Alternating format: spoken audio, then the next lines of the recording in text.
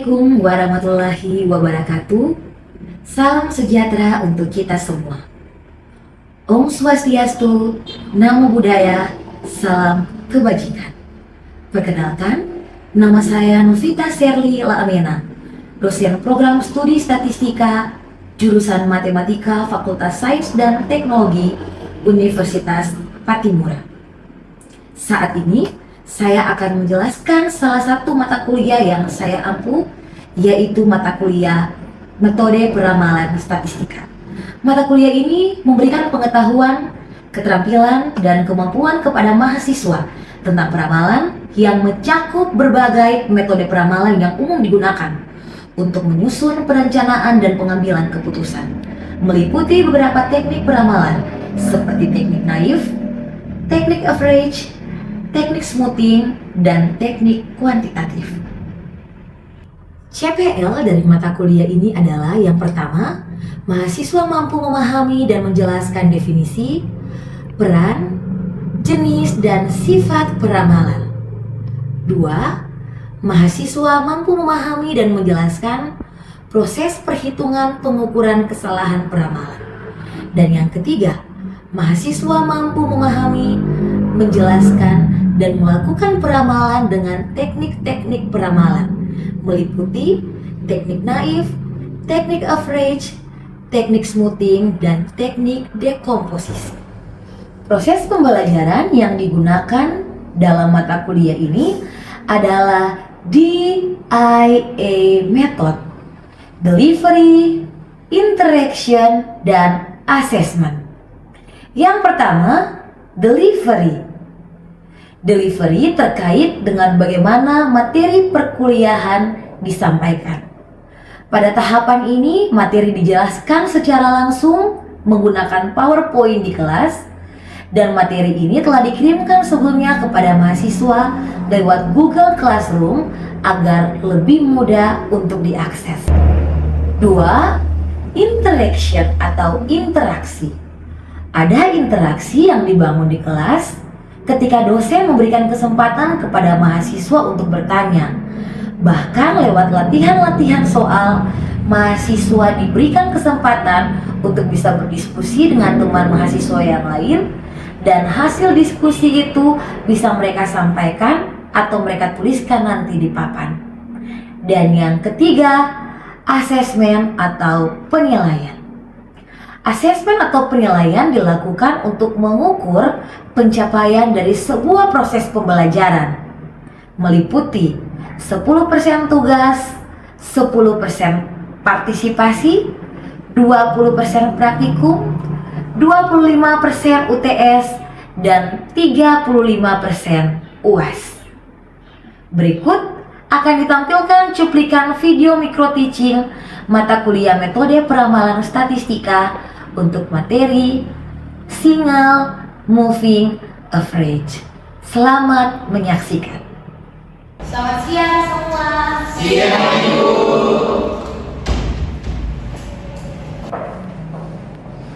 Keadaan semua bagaimana, sehat? Sehat Ibu. Oke. Ketua kelas? Mana ketua kelas? Ini absen. Tolong jalankan ke teman-temannya. Semua nanti tolong isi absen. Kalau ada yang tidak hadir, jangan ada yang isi untuk teman-teman. Oke. Sebelum kita mulai kuliah di hari ini, satu orang memimpin kita dalam doa dulu ya. Siapa yang mau memimpin doa? Oke, tadi silakan. Teman-teman, sebelum dan Ibu, sebelum kita mulai pelajaran, mari kita berdoa. Jadi saya berdoa menurut ajaran Islam yang lain mohon disesuaikan. Bismillahirrahmanirrahim. Alhamdulillahirobbilalamin. Arrahmanirrahim. Maliki yaumiddin. Iyyaka na'budu wa iyyaka nasta'in. Ihdinas siratal mustaqim. Siratal ladzina an'amta 'alaihim ghairil maghdubi 'alaihim waladdallin. Amin. Oke, terima kasih. Boleh dulu. Kenapa kelas terlalu sunyi, cekam? Oke, sebelum kita masuk ke perkuliahan hari ini, mungkin Ibu ingin tanya dulu ke semua. Masih ingat apa yang kita pelajari di pertemuan sebelumnya? Apa? Kita belajar tentang apa? Oke, metode naif. Nah, ketika minggu lalu kita sudah belajar tentang metode naif, hari ini kita akan coba lanjut ke materi yang baru. Namun topiknya masih sama ya, tentang metode peramalan statistika. Jadi Anda selama satu semester ini akan belajar metode-metode yang membantu kita untuk melakukan sebuah peramalan. Hari ini metode single moving average. Dari judulnya saja ada single, ada moving, ada average, ada moving. Moving itu artinya apa? Bergerak. Jadi ada sebuah pergerakan. Kalau average rata-rata. Nah, sekarang kita akan belajar apa itu sebenarnya single moving average yang tentunya bisa kita gunakan dalam peramalan. Dalam menggunakan semua metode-metode peramalan yang ada dalam statistika, saya pikir Anda perlu punya kemampuan yang paling dasar, yaitu mengetahui pola data. Saya akan coba, saya tidak tahu ya Anda sudah dapat ini di mata kuliah mana, mata kuliah yang lain selain mata kuliah ini. Tapi mungkin ini kalau memang sudah dapat di mata kuliah yang lain, ini sekedar review. Anda perlu mengingat lagi supaya apa? Ketika banyak metode yang dipelajari, saya bisa dengan bijak memilih, oh pola data seperti ini pakai seperti ini, ya. Nah, ada beberapa pola data berdasarkan waktu yang bisa saya sampaikan ke Anda di hari ini. Anda boleh lihat di layar. Yang pertama itu ada pola data horizontal. Cirinya apa? Pokoknya kalau Anda mau baca data, saya punya data baru mau saya olah. Kalau Anda bikin plot datanya, kalau dia punya bentuknya seperti ini, fix pola datanya itu adalah pola data horizontal. Dia punya ciri apa? Cirinya adalah dia punya data, fluktuasinya itu tidak jauh, jadi dia hanya main-main di sekitar sebuah nilai tertentu. Artinya ketika saya coba pola data yang bentuknya seperti ini, ketika saya cari dia punya rata-rata, maka dia rata-rata itu akan cenderung konstan. Maksudnya apa? Ketika saya tambahkan satu waktu, misalnya saya punya data hanya sampai di 5, saya hitung T sama dengan 1 sampai 5 itu saya hitung rata-ratanya, saya dapat nilai sekian. Datanya waktunya terus berjalan, T-nya 6 sekarang, saya hitung rata-rata lagi, dia punya rata-ratanya cenderung berada di sebuah nilai yang sama. Itu dia disebut sebagai pola data horizontal. Jadi kalau bentuknya seperti ini, lihat grafik saja. Tanpa saya telaah satu persatu dia punya data, saya bisa simpulkan bahwa data yang saya miliki polanya adalah pola horizontal. Nah, selain pola horizontal, di layar Anda boleh lihat ada juga yang namanya pola trend. Nah, kalau pola data trend yang ada di layar ini Anda lihat, dia cenderung naik. Jadi kalau tren itu ada dua, naik dan turun. Kalau pola tren naik berarti seiring berjalannya waktu dia akan semakin naik. Tapi kalau tren turun, seiring waktu bertambah dia akan turun. Jadi dia kalau di sini dari bawah sini ke atas, kalau turun justru dari sini ya kan. Kalau jadi makin hari semakin waktu bertambah dia akan semakin turun. Itu pola tren. Kemudian ada yang berikut namanya pola data seasonal atau musiman. Nah, musiman ini kalau saya bisa kasih gambaran ke Anda yang paling real dalam kehidupan sehari-hari, mungkin kalau Anda mengamati data-data curah hujan. Contoh yang lain misalnya, kalau kita mengamati harga tiket pesawat misalnya, waktu liburan lebaran atau liburan anak sekolah di antara periode bulan Juni, Juli atau Mei, Juni, itu akan cenderung di tahun ini harganya akan naik di bagian bulan-bulan itu, turun lagi normal seperti biasa. Nanti di akhir-akhir tahun ketika libur Desember dan Natal itu dia naik lagi. Di tahun berikutnya ketika kita masuk ke tahun yang baru, di liburan-liburan sekolah ada lagi pola di sana. Kemudian nanti di Natalan naik lagi. Berbeda dengan kita punya yang terakhir yang namanya pola data siklis. Kalau pola data siklis ini biasanya dia itu dalam jangka waktu panjang yang tidak bisa kita tentukan. Tapi kalau misalnya siklis ini dia punya ciri khasnya itu Anda lihat di sini. Dia sepertinya juga membentuk ada tren naik, ada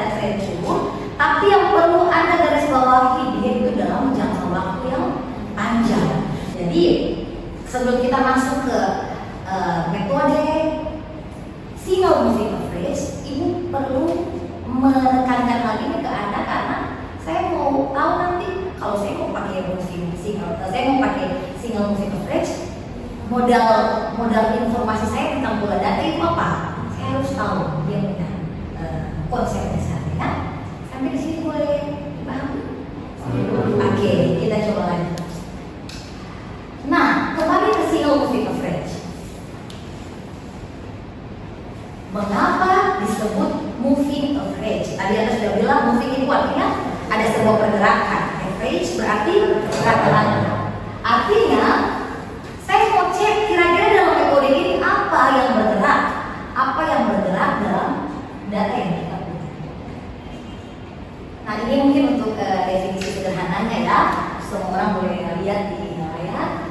Single moving average adalah metode peramalan atau forecasting yang digunakan untuk meratakan fluktuasi data dari waktu dengan cara menghitung rata-rata nilai observasi dalam periode waktu tertentu. Nah, periode waktu tertentu ini yang nanti coba kita lihat lagi secara lebih. Metode ini Anda perlu perhatikan ini. Metode ini sangat sederhana dan efektif untuk data yang memiliki pola waktu horizontal. Jadi kalau saya mau pakai single moving average, ingat di kepala berarti pola data saya haruslah pola data yang horizontal. Yang horizontal yang mana yang tadi? Yang pertama ini pola data horizontal.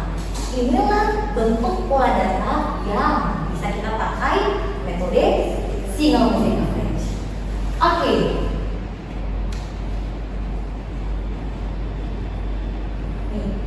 Moving rata-rata dihitung secara bergeser dari satu periode ke periode berikutnya. Data yang dirata-ratakan selalu bergerak. Apa maksudnya bergerak?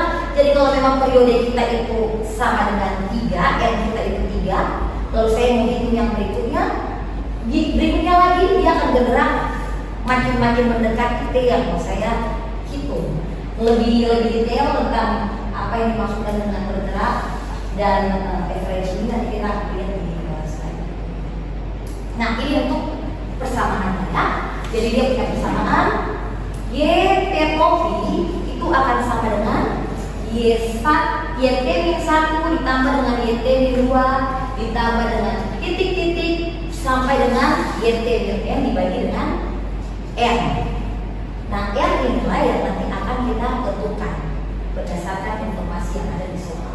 Nah, apa itu YT topi? YT topi itu adalah hasil peramalan. Jadi peramalan pada waktu ke T akan dinotasikan dengan topi. YT topi. Tapi kalau data real tidak ada topinya ya. Itu data real. Kalau kita punya data real atau data aktual itu dinotasikan dengan YT saja. Kemudian R adalah jumlah periode yang digunakan untuk menghitung rata-rata. Itu dia punya rumus. Anda boleh catat rumusnya supaya nanti kalau ada soal latihan boleh kita kerjakan sama-sama.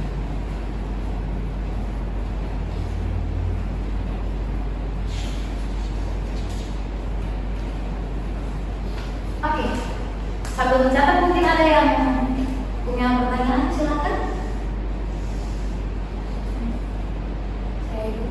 Oke, Juliet silakan.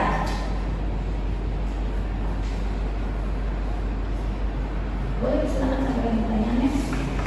Jadi itu dari penjelasan yang sudah dijelaskan dengan definisinya baik juga sumber informasi ini. Yang ingin saya tanyakan itu bagaimana kita tuh dapat menentukan periode atau M-nya secara ideal dalam menggunakan metode single-moving average ini. Oke, terima kasih Juliet untuk pertanyaannya, pertanyaan yang sangat bagus ya. Saya pikir ini semua harus memperhatikan penjelasan saya. Jadi lihat, tadi syarat penggunaan metode single moving average kalau pola data kita horizontal. Apa artinya horizontal? Kalau dia punya rata-rata itu misalnya. Nah sekarang kalau seandainya saya mau mencoba untuk menggambarkan, kalau sekarang saya coba gambarkan yang saya men-sketsa, saya punya sebuah grafik yang disebut grafik dengan pola datanya pola data horizontal. Saya gambarkan dia seperti ini. Nah, cara penentuan M, ingat rumusnya satu, YT Y topi sama dengan YT min 1 tambah YT min 2 tambah seterusnya sampai tambah YT min R. Nah, kalau seandainya kita punya bentuk pola data itu adalah pola data horizontal yang Anda bisa lihat di layar ini. Kalau seandainya dia itu punya data begini misalnya nih, lalu ada lagi fluktuasinya itu terlihat banyak dalam rentang waktu yang berdekatan seperti ini kan dia fluktuasi kan terlihat sangat nih. Oh, berarti saya bisa bilang kalau saya pilih N-nya kecil, lalu saya pilih ini sendiri nih. Yang ini sendiri di mana ada satu yang agak jauh dari yang lain. Bagian ini ketika saya kelompokkan dia, kalau saya hitung di sini punya rata-rata misalnya sekian. Oh, ketika saya tambah lagi satu T, dia jadi banyak. Ini ketika masuk, dia akan mengubah si rata-rata yang tadi sudah sekitar situ. Jadi otomatis kalau saya satu kali ambil banyak, jadi N-nya itu semakin besar, itu akan membantu kalau kita punya data fluktuasi. Jadi dari pola data, penentuan nilai N itu berdasarkan Anda punya pola data. Jadi kalau lihat memang dia punya syarat itu horizontal, tapi mungkin tiba-tiba ada yang gini, walaupun dia memang main-main sekitar nilainya agak tinggi sedikit, atau tiba-tiba agak rendah sedikit. Jadi itu yang harus kita perhatikan. Berbeda kalau seandainya Anda punya data begini. Nah, kalau Anda punya data begini nih, mau ambil R2, 3, 4 itu bisa. Boleh dimengerti? Oke, jadi itu sederhananya. Memilih R tergantung pola data kita juga. Oke, terima kasih Juliet. Ada lagi yang mau bertanya? Oke, kalau sudah tidak ada yang bertanya, saya pikir kita langsung lanjut ke contoh soal saja ya. Nah, ini saya punya sebuah latihan soal untuk kita kerjakan bersama. Anda lihat di sini. Ada seorang manajer toko yang dia ingin memantau penjualannya. Jadi dia punya data, dia pantau untuk setiap harinya itu. Anda lihat ada di layar sudah saya tuliskan. Dia pantau untuk setiap harinya itu dia punya data untuk 5 hari. Jadi hari pertama, hari kedua, hari ketiga, hari keempat, hari kelima. Nah, untuk penjualan hari pertama berdasarkan yang dia catat atau hasil pemantauannya, itu penjualannya ada 100. Kemudian di hari yang kedua ada berapa? 120, 130, 110, 140. Nah, semua data-data ini yang dia punya, kalau dia pikir, saya mau coba-coba lakukan sebuah peramalan. Sudah saya sampaikan di pertemuan-pertemuan awal kan, peramalan itu tujuannya apa? Saya punya data, riwayat data-data sebelumnya, lalu saya ingin tahu yang terjadi ke depan. Jadi dia ingin, bisa saja si manajer ini dia pikir, saya perlu peramalan takutnya hari ke-6 misalnya banyak peminat. Padahal stok di saya punya dealer ini tinggal sedikit. Kalau saya bisa bikin peramalan sekarang, saya mungkin bisa coba ambil dari dealer-dealer yang lain sebagai stok di saya punya dealer. Atau mungkin bisa jadi saya stok banyak-banyak, tapi ternyata ketika saya rampung harusnya hari ke-6 itu udah sedikit yang laku. Bukankah itu sebuah pekerjaan yang tidak efisien dan efektif? Ada membuang waktu, buang-buang tenaga, dan itu sangat tidak diinginkan dalam sebuah usaha yang kita lakukan. Oleh karena itu Anda lihat, kalau kita punya kasus seperti ini, lalu Anda diminta untuk menggunakan metode single moving average, maka di sini misalnya yang pertama, Anda diminta untuk menghitung nilai single moving average pada hari ke-4. Ingat, hari ke-4 yang ada di sini adalah yang aktualnya. Lalu saya mau coba untuk menghitung. Kalau saya menghitung berarti yang saya cari adalah Y4 topi, gitu kan ya. Jadi kalau sekarang saya coba tidak ada penghapus. Ya sudah, kita di bagian akhir sini saja lah. Anda boleh lihat di sini. Kalau sekarang kita mau menghitung Y4 topi. Iya dong? Kalau Y4 topi, ingat rumusnya tadi apa? Saya coba balik lagi ke rumus biar Anda bisa lihat. Kalau sekarang saya mau cari ke T, dia itu akan menjumlahkan semuanya sampai kita punya N-nya ada berapa banyak. Nah, untuk kasus yang ini, N kita ada 3. Sebentar, ada informasi N di situ? Terakhir sebagai berikut. Oke, seandainya kita punya R itu diminta 3. Berarti kalau sekarang saya menghitung Y4 topi 1 kan? Berarti berapa di sini? Y 3 ditambah dengan Y 2 ditambah dengan Y 1 dibagi dengan 3. Karena kita punya Y 3. Nilai Y 3 berapa? Jadi Musfa, sorry. 130 ditambah dengan Lydia 120 ditambah dengan nilai yang ya 100. Oke. Dibagi dengan 3. Berapa nilainya? 1 orang saja, jangan demonstrasi. Siapa yang mau? Sama dengan 116,60. Semua sudah hitung? Sama ya? Oke, sekarang coba Anda menghitung untuk periode yang berikutnya. Hitunglah nilai single ya untuk yang kelima sekarang ya. Y5 kopi. Berapa nilainya? Sekarang mulai di sini.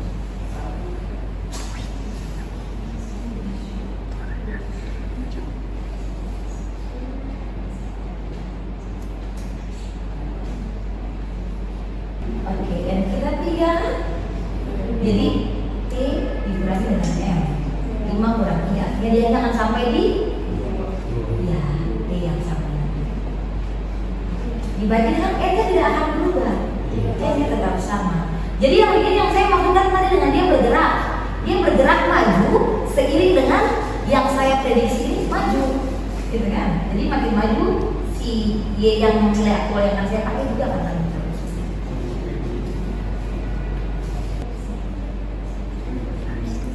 Tambah 130 tambah 120 berapa?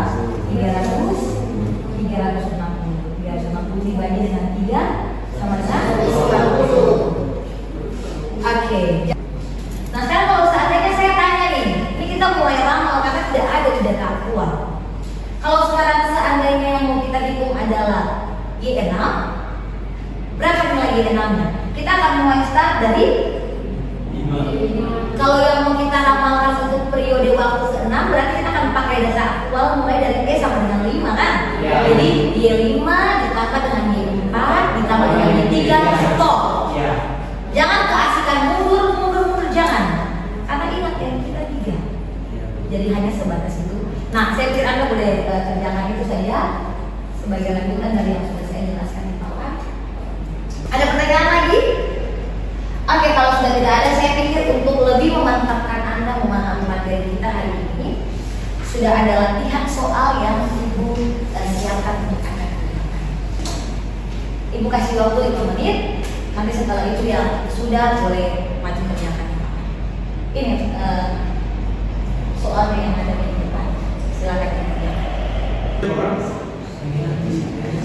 Oke, saya pikir sudah cukup ya. Ada yang boleh kerjakan soal ini di papan. Jadi untuk latihan soal ini Anda diminta untuk meramal jumlah pasien di bulan September. Jadi bulan September yang mau diramal. Ada yang mau kerjakan ini di papan?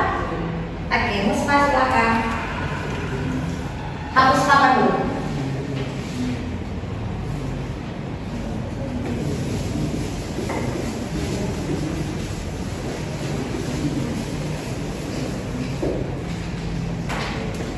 Yang lain perhatikan ya, kalau ada yang keliru boleh diperbaiki.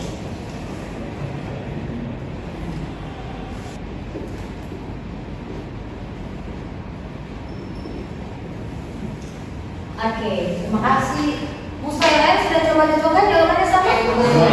Oke, jadi ini jawabannya ya. Artinya kalau dia mau coba meramalkan, jadi kalau kepala klinik ini dia mau coba ramal-ramal, ya berarti hasil ramalannya untuk bulan September itu banyak pasiennya.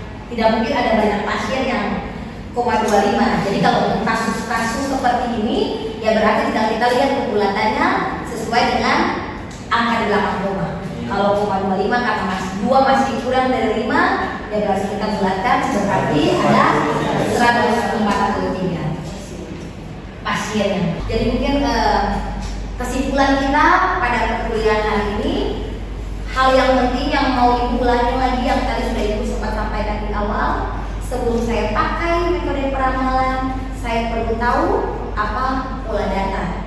dari data-data yang dipilih. Kesimpulan yang lain yang bisa diambil ketika saya punya hasil peramalan itu bisa membantu untuk pengambilan sebuah keputusan. Jadi sesuai dengan LPS, minggu depan itu kita akan maju selangkah dari pertemuan hari ini. Jadi kalau hari ini kita belajar single moving average, nanti pertemuan minggu depan kita akan belajar tentang double moving average. Kemudian sebagai informasi bagi Anda, tugas untuk pekan ini sudah saya upload juga di Google Classroom. Nanti semua orang boleh selesaikan tugasnya, lalu dikirim di upload lagi saja di Google Classroom, dan batas waktunya juga sudah Ibu informasikan.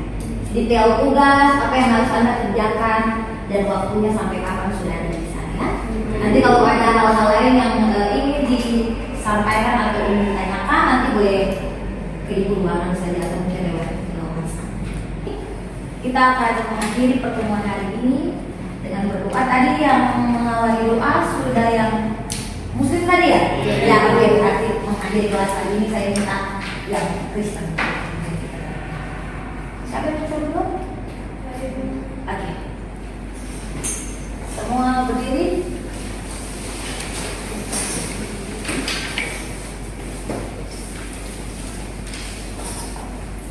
Ibu dan teman-teman, sebelum kita menyelesaikan mata kuliah kita hari ini, mari kita berdoa.